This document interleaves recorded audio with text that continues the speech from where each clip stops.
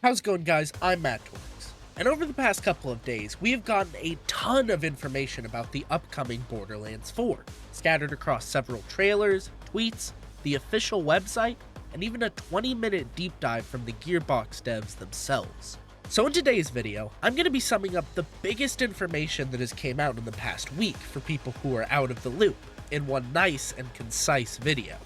But before we get started, if you are new to the channel or have been here for a while and just aren't subscribed, please do consider subscribing, since it's free and is the best way to support the channel.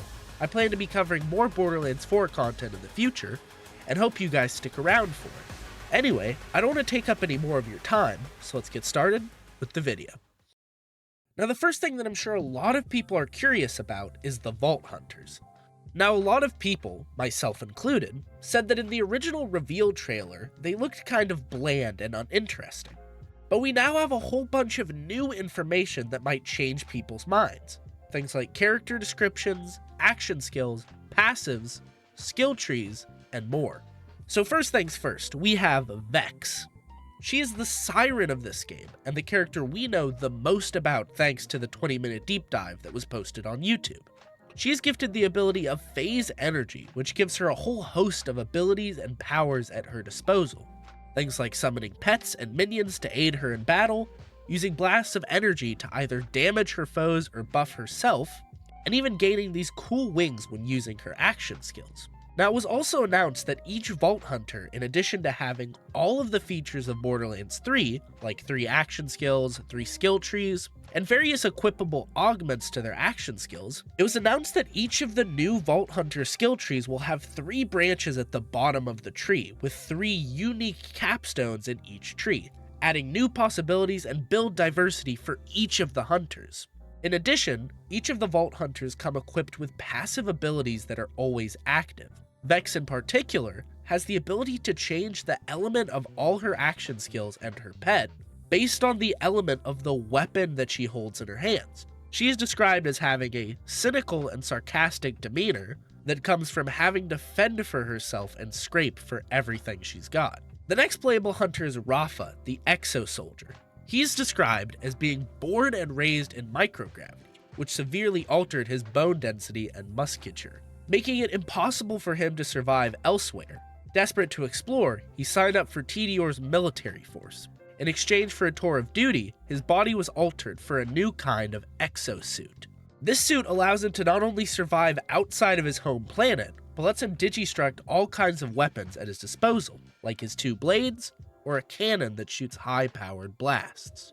Harlow is a former Maliwan combat scientist and a member of the Trant family from Borderlands 3. As the Gravatar, she uses her custom-made technology to manipulate gravity and pick up or slam down her enemies. Amon, the Forge Knight, is a fierce warrior and former member of a vault monster worshipping cult. He became the last of his tribe when one of said vault monsters wiped out his entire cult. Now he uses a mixture of axes, guns, and medieval-inspired weaponry to hunt down as many vault monsters as he can. Borderlands 4 will also have 3 brand new weapon manufacturers, each with their own unique look and gimmicks. Order is the official arsenal of the Timekeeper's forces, and are characterized by their high damage burst fire and deadly accuracy. Ripper weapons all take a second to charge before unleashing a barrage of fully automatic spinning death. Lastly, Daedalus, the coolest in my opinion, have the ability to switch between firing patterns and ammo types, going from an SMG to a shotgun in seconds or other various gun combinations. Jacobs, Torg, TDOR, Vladov, and Maliwan are all returning with their same characteristics and abilities as Borderlands 3. Sadly, Dahl, Atlas, and Hyperion guns will seemingly not be returning in Borderlands 4. Borderlands 4 is also going to introduce the licensed parts system, allowing guns to drop with parts from multiple weapon manufacturers, meaning that guns will be able to have the characteristics or abilities of several different weapon brands. Now it's time to go over what was announced with the official gameplay deep dive, and there is a lot to go over. Now, according to the Gearbox team, Borderlands 4 will be going for a bit more of a serious tone than Borderlands 3 did, with less of a focus on humor and more on the story and world-building aspects. Now, as mentioned in my video on the very first gameplay trailer that came out last year, Borderlands 4 will be taking place on the planet Kairos, a planet run by the dictator known as the Timekeeper, and his robotic army known as the Order. The planet was sent into chaos after Pandora's moon, Elpis, crashed into orbit by Lilith in the events of the BL3 story, so we need to stop the Timekeeper and bring down his reign once and for all. Aiding you on this journey will be returning characters like Moxie, Claptrap, Zane, and Amara. The planet of Kairos is apparently going to have a more open world design, with less load times and more open spaces, filled with random events and encounters to keep you busy, like vault key fragments, which show up across the game. When enough of these fragments are collected, it will uncover hidden raid-style vaults that can be completed for loot. And traveling across these open maps will be easier than ever, since vehicles can now be destructed from your person rather than a set vehicle station. Borderlands 4 is also going to have a whole host of new movement abilities for each of the characters.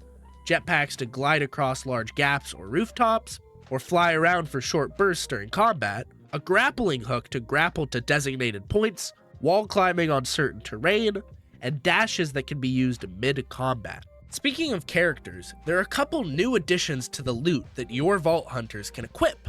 Most notably, launchers, grenades, and other heavy weapons are all being merged into a single slot called Ordnance. These items are going to have a set cooldown rather than ammo. Artifacts are also being replaced by enhancements, which seemingly serve a similar purpose of boosting certain manufacturers or damage types. Buff kits are also new items that can boost your health, speed, or other stats mid-battle. But by far, my favorite announcement has been the changes they're making to loot and loot farming. Legendary drop rates are being reduced, hopefully making them feel more special and unique. And farming is going to be easier than ever, as all missions will be repeatable, and bosses will all be able to be respawned without save quitting, using something called the Moxie's Big Encore machine. And those are the major highlights of the new Borderlands 4 news. Now obviously it's too early to say anything, but I really like some of the changes that have been announced. And this game could end up being a good addition to the Borderlands franchise. But what do you guys think? Are you excited for Borderlands 4? Make sure to let me know in the comments down below. And let me know if you want to see any more Borderlands content in the future. Anyway, if you made it to this point in the video, I thank you so much for watching, and I hope to see you in the next one. Peace!